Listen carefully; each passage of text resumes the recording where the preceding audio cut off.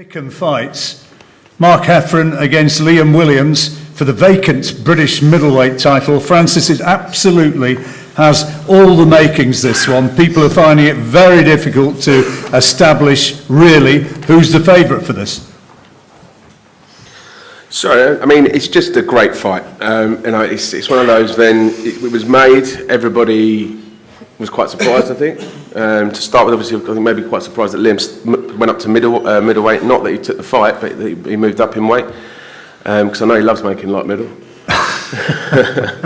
and also maybe, a lot of people may be saying this is a step too far, too quickly for Mark. But I disagree with all that entirely. I think it's a fantastic fight, a fantastic matchup.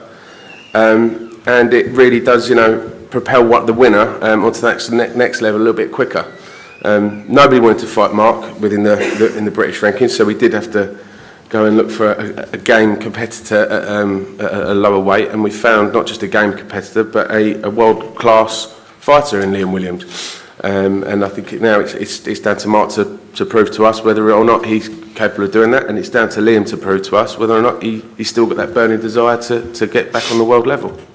Well, let's hear from Liam first of all, who's made his way up from Wales. Well, he's actually made his way down from Sheffield, because that's where he's been preparing with Dominic Ingle, but there'll be plenty of Welsh support coming up as well. And I don't think I've ever seen you look as cheerful close to a fight as you do for this one. Is that because you've made the weight and it's been that much easier at middleweight rather than light middle? Yeah, I'm just a lot happier with myself, to be honest with you. I just feel a lot more comfortable in things I'm doing. I know all the hard work's been done. No stone unturned. I know I'm 100% ready, so I just feel a lot more cheerful for that, really, because coming into this week, I'm actually lighter now, making the middleweight limit the more I normally am making light middle, which is, I'm actually quite annoyed about it, because why couldn't I do this before? Yeah, I'm still eating well. I'm drinking stupid amounts of water, so I'm fresh. You wouldn't really think I'm 2 days away from a weigh-in, and I'm 100% ready. No excuses. I'm coming away. I'm going to be British champion again on Saturday night, no doubt about it. When you got the call to say there's a British middleweight title fight up there for you, how long did it take you to say, yeah, that's for me? About 1 second.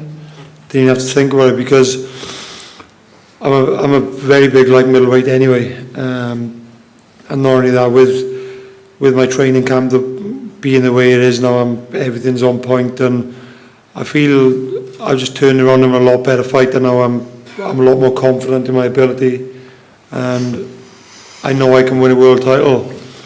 So yeah, there's a lot of things that are playing a part at the moment, and I'm a lot happier on myself, and I know I'm going to win Saturday, and it's going to be a good one.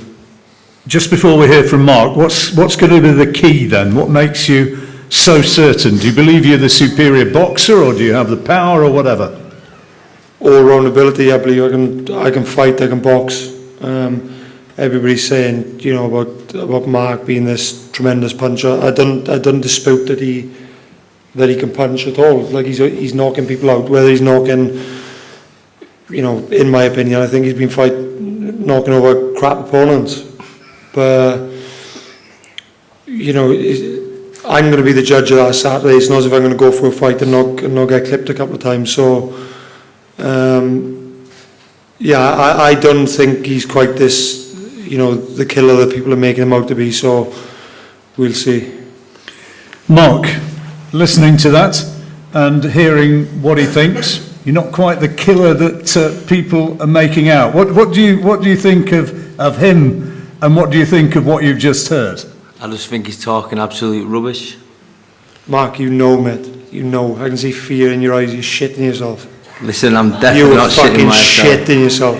Listen, I'm going to knock you out on Saturday. You were scared. 100%. I'm going to knock you out on Saturday. And if you knock me out Saturday, I'll get up and I'll shake your hand and I'll say, do you know what, Mark? You're a good fighter. Well done. But you ain't going to... I can fucking tell you now. We'll see. Mark my words. Saturday. We'll see. Mark my words. We will see on Saturday. Not happening, mate. We will see. What makes you so sure, Mark? Because I'm the better all-round fighter. and I just 100% I'm going to knock him out on Saturday. He's had the 2 defeats against Liam Smith, who's been training with you, been sparring with you. What have you picked up from that? I picked up loads of stuff. Other than Liam Smith, who have you thought what's good? You stopped my brother on a cut. Who have you fought? I fought a better opposition than you. Then obviously Do you Liam honestly Smith. believe that, or are you just saying that? I Have believe you been that. told to say that by a trainer? No, I haven't at all. Of course you have. No, I haven't. I can see fear in your eyes, you're scared. Shut up, you dick. And you're getting battered, mate. You're getting your head punched in. You're going to get your head punched Like your in. brother. He's had his 2 big fights against Liam. What did you learn from watching him in those fights? I learned a lot from that. I learned that he's a shitbag as well. We'll see. We'll see. We will see. We will Yeah, see. I know. Do you care to elaborate on his shitbagginess? Pardon? Do you want to say a bit more about what you learned from the fights? I learned a lot from that See, fight. Simone, we've been told to say, Mark, come on. I learned that he's a quitter, and when we get into deep waters, yeah, which I don't think it's going to go that far. Who's to say you ain't the quitter? You're going to quit. You've never been in a hard fight. Pardon? Who's to say you ain't the quitter? You've never been in a I'm hard not fight. a quitter, mate. You're Never in a getting million smashed, years. mate. I'm Trust not me. a quitter. You're getting smashed. I'm going to smash that nose all over your face. Yeah. We'll see. You'll be taking off with them big ears. We'll see. Mark, Well, we need to get personal now, do we? Yeah, we'll see. If you need that, you need it. if I don't you need- don't get to him early, and if the big punch doesn't work in the first 3, 4, 5 rounds, what then? It doesn't matter if I don't get to him early, but I'm prepared for a solid 12 rounds. No, not. Yes, I am. Can you take his power? 100%. With respect, he's been fighting tomato cans, he's been fighting shit bags, and he hit someone half a shot and they throw themselves on With the floor. respect. Yeah, with respect, we'd like to hear when you've not got respect. They just want to pick up the money at the end of the night and go home, you know, just stay safe and just go home and be happy with a couple of quid they just earned. But I'm not coming for that, I'm coming to win, and I want to move on to that next level. I'm not saying I don't respect you as a fighter, Mark, because I do, you're a good fighter, but I just believe I'm the better man. You're not. Definitely not. I am, mate, 100%. We'll see on Saturday. You know it. I don't know it at all. You do. You recognise, though, that he's the hardest test of your career so far, got to be. Yeah, he's definitely one of the big step up, but it might be the big step up, but I feel like it's going to be one of the easiest fights of my career.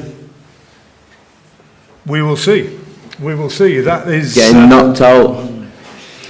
That nose is getting splattered all over your face. Mark, it's getting Don't fucking miss boring, this. mate. It's You're getting boring. knocked out, boy. Don't miss it. This you is were going to gonna be a win. special one. It's for the British middleweight title. I'm And going to slap him on the head when I've won it as well. is the highly touted prospect going to proceed, or is Liam at the greater weight, at middleweight, stepping up a level? Is he going to prevail? I think either way, it's guaranteed to be a tremendous fight. And so we move on to our main event, Josh against Carl, which has been one of the most eagerly anticipated fights in British boxing. Ever since it was announced, people have been talking about it. Who do you fancy? Is it going to be Carl, who said he's a different level? Is it going to be Josh, who's so proud to have won that world title in front of his own fans at Elland Road when he accounted for Lee Selby? It's got absolutely all the makings, this one, Francis. It's a top fight, and anybody who says otherwise, I would venture to suggest, doesn't know a great deal about boxing. Well, this is exactly what it is. This is one of the best fights boxing can offer at the moment. You know, you've got, as we mentioned at the start of the press conference, Josh coming off that fantastic win, winning the world title in front of his home fans at Elland Road, sold out Elland Road, and Kaiser Chiefs playing. It was just electric. And you know, we followed that up back in August with Carl's great win against Luke Jackson, sold out Windsor Park. Again, electric atmosphere, and you know, the fight was announced on that night. It feels like I've been waiting forever for it, but we're finally here for, as I said, the best fight in boxing this year. It's two guys at the peak of their careers, and you know, you cannot pick a winner. You know, I've had the same conversations you've had since August. You know, who do you fancy? Nobody can pick a winner, because you say one guy 1 minute, another guy the next minute. It's just a fantastic, intriguing spectacle of a fight. and I cannot wait for it. And I'm sure everyone in this room will agree with me that that's definitely the best man will win on Saturday. And the rewards for that are unifications next year. If it's a close fight, you can do a return. There's all sorts of permutations for the result, but what we do know is that it's anticipated as a great fight for a reason, because it is that. It's fantastic. Well, the bookies have got Carl as the favourite. I checked this morning, and Josh as the champion. You can get as much as 7-4 against him retaining his title, which people might say is a fairly enticing sort of bet in a two-horse race, particularly coming on the back of his performance against Lee Selby. But Carl, believing, I know that you're back to the form of your life, working with Jamie Moore, and 3 days away from the fight now. How are you feeling? I'm feeling good. I'm excited. I'm relaxed. Looking forward to a good fight, a tough fight, which I prepared for in the gym. But at this stage, I'm just relaxed. My nature is to be laid back. I feel like I'm pretty laid back, and I'll be laid back right up until the ring walk probably. So at this point in time, I'm in a good place. It's been kind of gentlemanly and respectful since the fight was announced. Do you not sense a bit more of an edge as you get closer? I think everyone does. It's a fight at the end of the day, so there's always going to be a bit more tension. And the thing is, I think there is respect between me and Josh, and I know there's respect between us, but it's a fight. And I got a text message from a good friend of mine recently, yesterday actually, and he just said, total respect, but no fear. And that's what I'm going to do this fight. Total respect for Josh, but absolutely no fear. Where are you as a boxer now compared with the guy who beat Leo Santa Cruz? I believe I'm better. Firstly, because I was beating guys like Santa Cruz and even Quigg when I wasn't really enjoying boxing, and I fucking hated it. If I'm being honest, I hated it.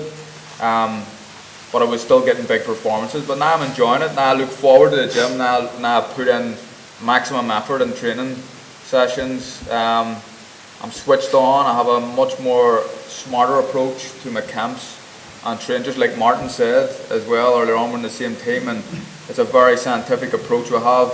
And I feel like I'm better now than when I beat guys like Leo Santa Cruz. Now, before we hear from Josh, you've gone down on record as saying that you believe that you are a different class of fighter to him. Do you still have that in the back of your mind as you're so close to the fight? Well, look, I believe that he's a very good fighter. I believe this is going to be a tough fight, but I believe that I beat any featherweight in the world on my day, and Josh Warrington is a featherweight, and I believe I can beat them all, but I'm fully focused on this man. I'll give him the respect he deserves. I'm completely focused on him, but I believe on my day I'm the best featherweight on the planet. Josh, IBF champion, you're hearing that from Carl. Just give us your reactions first of all to that. First of all, I'd like to thank everyone for turning out. As always, fantastic attendance. Thank you to the support, those who bought the tickets. I know it's close to Christmas, but you're in for a real cracker this weekend. Obviously the card's fantastic. The main event here for Ultimate Barbell, world title. I don't know. I wasn't expecting that kind of response from Carl. Obviously, the few interviews where I've seen his ass a little bit with some stuff, but obviously tensions grow when the fights get closer. I said from 12 weeks ago when we sat face to face at the round table that I'd shown up with respect to Carl, and that's what I've really done. There's been a few interviews where media's twisted my words or whatever, but I respect Carl as a fighter, and I've not looked at him as over the hill or finished or anything like that. I've gone into this training camp preparing for a Carl Frampton, like he says he is, like he says he's his ultimate prime, and that excites me. That's what makes me get up in the morning, and when my body's tired and graft my ass off in gym, I work hard. And that night in May with a very, very special night, and what you gain from that is confidence and momentum, and you've got to run with that. And I feel like it can take you up another few levels as a fighter. And I keep hearing this thing about levels, and I don't know how many levels there is, but hopefully I can find that this weekend. I'm excited. Carl says he's in a good place. I have to echo that. I'm in a very good place. I used to get maybe worked up with fights prior to this because you had to win to get to this stage. But this is what you want to be part of. These big nights, these big build-ups. People said, why didn't you have a steady defence? No, man, I'm not about that. I want to have the big fights. I believe I'm capable of beating any featherweight, and I've been written off from like English title level. And I want to fight the best. Talks of unification, it excites me. I wouldn't want a steady one after this one. I'd want to go straight over to the States and fight like Oscar Valdez. So I'm loving all this at the minute. I'm loving the occasion, loving the build-up, love the camp, and the best things about to happen on Saturday. 7 months since that great night at Elland Road. How have you enjoyed having that belt and walking around saying, yeah, I'm the champion? Well, although like summertime we had World Cup and that, it got me a few sambucas in a few nightclubs, so it's not done me too bad. It's got me free parking and stuff like that in City Centre in Leeds, so it's done alright. To be fair, I've started to enjoy the fruits of being a world champion, but like anything, it goes in box at the end of the day and sits at the bottom of my bed, and that's that. I don't look at myself, or I don't say to my missus, here our last make us a cup of tea, I'm world champion.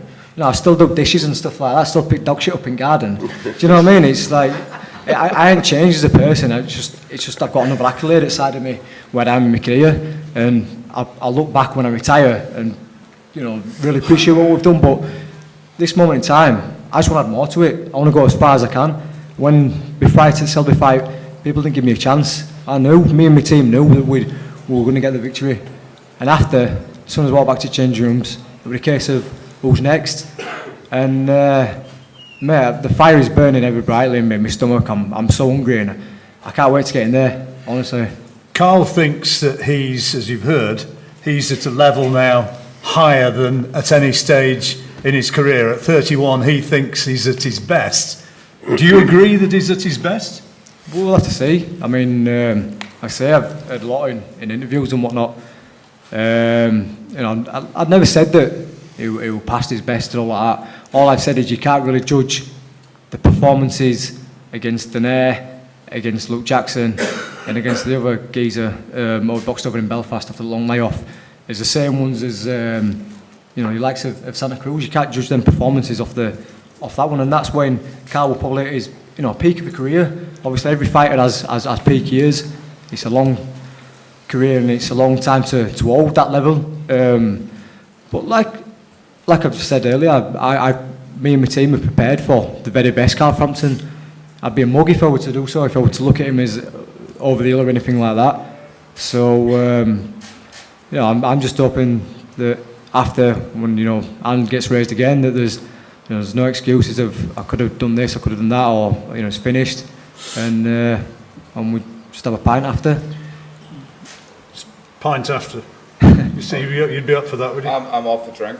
I've been for nearly a year, but I'll have a pint of Coke or something after. Look, again, plenty of respect there for me, but absolutely no fear going into this fight, and I'm willing to put it all on the line, anything it takes to win. And I think, not really personally knowing Josh, but knowing him a little bit, I think he's probably of the same kind of mindset, and that's why it has the ingredients to be a quality fight. You kind of been there, done it, wanting now to get the belt back at the age of, what are you now, 31? Yeah. How much does that ambition still burn in you as a boxer?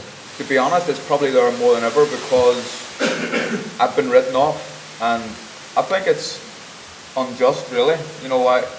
You look at the fights I had, Quigg, Santa Cruz, and I got beat in a close fight in the second time by Santa Cruz after beating him in the first fight, and people think I'm done. I went round the houses to get in this position to fight for a world title again. I should have realistically been walking in straight back into a world title shot. But I've had 3 fights to get here, I'm not going to let anyone take it away from me. I want this title more than I've ever wanted a title. And you know, there's people out there who've doubted me, and people out there who think that I'm done. And this will be, you know, sticking the fingers up to them and saying there's plenty left to go. Leo Santa Cruz out there, Oscar Valdez as well. If you get through this, obviously there are more big fights. Yeah, of course. Look, one fight at a time. I need to beat Josh Warrington, or that's all pie in the sky, you know, at this point in time. So I need to win this fight. And you're right, there is huge fights. And that's the carrot dangling, you know. The world title is enough, you know, I want to be a world champion again. But I want to unify my second division. And I'm hoping to fight after Warrington, one of the other champions in the division. And would you have the similar ambitions, Josh? You know, I mean, you're a star in Leeds, and here you are fighting in Manchester this weekend, but the prospect of fighting, as Carl did, in the States, that must be huge for you. Oh, most definitely. You know, I say, box ticks with Ellen Road, a dream achieved. Well, throughout my career, I've been going on achieving dreams, things that people thought I'd never be capable of doing it. You know, I thought when I won British title at Leeds Arena, that would never be topped. The Europeans and international fights, world title, and a massive underdog against Lee Selby when no one gave me any chance whatsoever. And now I went over in Vegas when Carl lost his world title, and you know, I'd seen the build-up. I'd seen his fans all about the bars and the pubs, and you know, I'd said from that day, I want to taste of this. You know, I want to be going over to the States and having the big nights over there. I want to be taking the crazy Leeds fans along, and whoever wants to follow our journey. And it's all touching distance now. It's not like I'm talking out my arse here. It can all be made. All I've got to do is keep winning. So that's what's my drive. You know, keep winning, and the big fights, the big nights, they'll happen. So lastly, before we open it up to the floor and questions from people who are here, and of course lots of interviews I'm sure to follow that, just for the wider audience and people watching online, what do you think think's the key factor for you in the fight on Saturday? What makes you think you're going to win?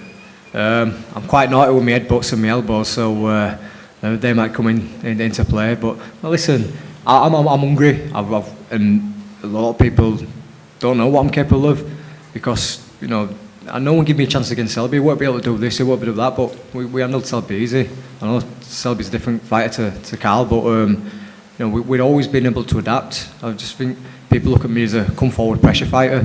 But I've got different attributes and some stuff what I haven't even brought to the table. So it's about timing as well. You know, I believe it's my time. You know, the way that everything's gone, like I say, confidence, momentum, and everything going in my stride. I feel I'd beat anyone in the world now, John. But what a show it's going to be. You know, we're talking about two of the best sets of fans in the world. I've been over at Belfast firsthand, and I've seen Carl's fans, and they're fantastic. They make some noise. That being said, you see my fans back in May at Ellen Road, they bring the noise too. So it's going to be a cauldron in there in terms of noise, and then two fighters who want it bad, it makes a special fight. So you know, we don't have to be chucking tables at each other or you know, slanging each other to death for it to sell. If you're a boxing person, if you know boxing, then you know that this is the fight to watch this weekend. And final word for you, Carl. What do you think is the key for you winning this? Well, it depends. I think that no matter what Josh and his team say, I think that they think that I'm over the hill. And I said, Carl, I've never said that. I've never thought that you're over the hill. I just said that a couple of minutes ago. I said, I don't think you're over the hill. I've been preparing for you as raring to go as your peak. I've seen things in the media that kind of suggest that, and I think that when this fight is taking place and it's getting sticky, if it may turn into a dog fight, I'm prepared for it, and that's when they'll see and they'll realise that I'm not over the hill and I have so much left to go. Josh mentioned that he wants it more than me. I don't know him personally, I don't know how much he wants it, but it would be very hard to want it more than I want this title right now. It's going to be very special indeed, and it's going to be a great atmosphere, I'm sure. As Francis said, there are still just a very small number of tickets available for Saturday night. Of course, you'll be able to watch it on BT Box Office.